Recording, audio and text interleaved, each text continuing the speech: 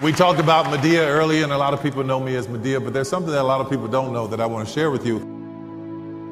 I was a child that was born to two wounded parents, and they were wounded children themselves. My mother was 17 and my father was about 19 when they got married, and I came along when she was 24 years old.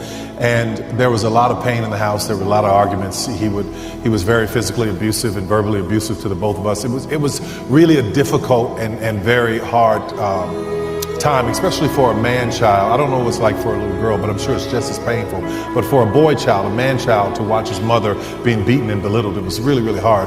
So I went under the house and I built this little, put some wood up in between some of the pillars and built this little safe place for me. And I painted it robinette blue. I had found some paint somewhere, painted it blue, and I would sit in this room and I would let my imagination take me to other places. I would just be somewhere running through grass and trees while I'm listening to all of the pain and all of the heartache up above me in the floorboards. So it was a very difficult time. But the beauty in that moment, and I say this to people all the time, is that I know that all things work together for your good. When I am writing a script or a movie, or writing the have and have-nots, or if Loving You Is Wrong, or writing any of these shows or movies, in my imagination, I go to a place where I'm in that world. And that was formed and born inside of all that pain. So the little boy's imagination is where the man goes now to feed his dreams. So it's a beautiful thing when you know that all things are going to work together for your good. Yeah, what broke in the moment, if you wonder what happened, like from the time when I started doing these shows to the time when they started to take off, what broke in the moment? Well, here I was with this script about adult survivors of child abuse whose parents had abused them. And the characters in the show that I had written from my own mind had forgiven their abusers, but I hadn't forgiven my father. So one day we were on the phone before this show sold out, before everything changed. We were on the phone and I got a chance to just say everything that was on my mind, because I wasn't the little boy anymore. I was a 6'6" man and I wasn't afraid. And I started saying everything that I needed to say to him. And the things that came out of my mouth blew my mind. But at the end of it, what I heard was, I forgive you. I said, I forgive you to him. And something shifted in me. Something shifted. Let me tell you something. Forgiveness is so incredibly powerful. Forgiveness is not for the other person. It is for you. There are people living their lives who've done you wrong. They are happy walking down the street, not even thinking about you. But there you are holding on to unforgiveness. When I forgave this man, I found myself I was lost for a second, because my entire fuel was based on the negativity of not forgiving him. But once I forgave him, I had to find a way to find another source of fuel. So the negativity and all the darkness that I'd been through was the source. Now I needed a more positive source. Now I needed a good source, a pure source. It's like taking a car that runs on diesel and putting regular gasoline in it. And then all of a sudden you say drive and something's going to go wrong. So you have to rework all the components inside of your mind to be able to understand how to function in positivity. So that shift for me was so incredible. Forgiveness did all of that for me. And the minute I did that, the minute I started to function and doing the right thing and being positive, I went from nobody coming to the show to not having enough seats for the people to get into the places.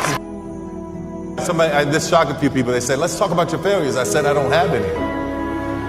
And I tell you why. I tell you why I say that. Because when you know that everything in your life is going to work together for your good. Listen, I look back on all the things in my life that I thought that should have been a failure, that should have been a failure, that should have been. But when I really analyzed it, I realized those were teaching moments, those were molding moments, those were moving moments. And I realized, had that not happened, I wouldn't have been ready for this moment. Or had that situation not gone on, I wouldn't have been ready to go here. Had I not been able to live at that altitude, I wouldn't have been able to stand at this altitude. So what happened to me, as I look back on all those moments, I don't call them failures. I call them the grace of God, because it had brought me right where I needed to be. Don't give up. I know that sounds simple, but don't give up. If you go to bed with it and you wake up with it, and you can't shake it, you go get a job and that dream is still in the back of your head. You're working for somebody else, but that dream is still in the back of your head. You're getting up every morning, 5 in the morning, going on somebody else's job. Let me tell you something. Honor that person that you're working for.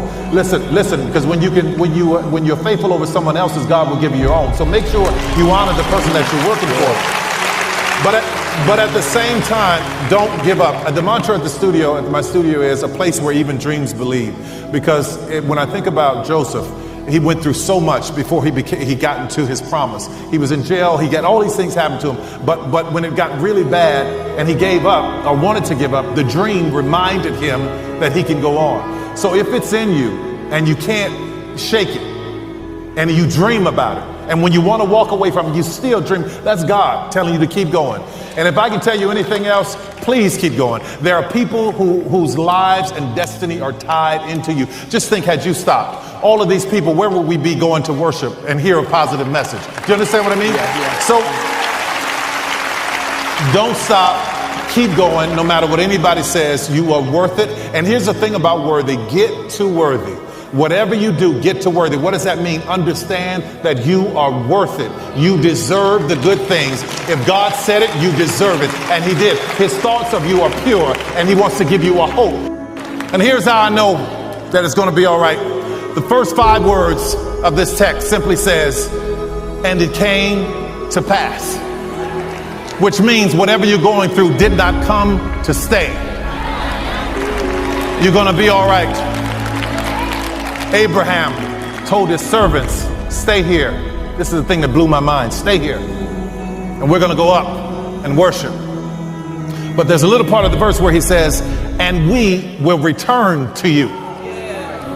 Well, Abraham, if you're going up to sacrifice your son, how do you know you're coming back with your son? When you have that kind of trust and that kind of faith in God, I don't care what it looks like, it's going to be all right. And Abraham turned and he named the place Jehovah Jireh, meaning God will provide. So the very thing you're worried about, don't worry about it because God will provide. But Tyler, you don't understand. It's been difficult. It's been hard. God will provide. But Tyler, you don't understand. I love my wife and my husband. This has been really difficult, but you don't understand. God will provide. Just climb and maintain. Just pray and worship. Just climb and maintain.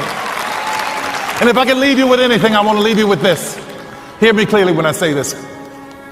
There are people who come in your life sometimes to be there for a season. They weren't meant to be there always. Sometimes we find ourselves hooked up with people that we think are there for a lifetime, but they were only supposed to be there for a season. There are people who come in your life like boosters for a rocket.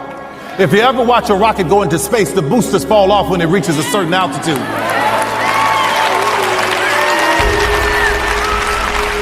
Some people are not equipped to handle the altitudes that you're going to. So don't be afraid when they fall off. They're not bad people. They just couldn't go where you're going.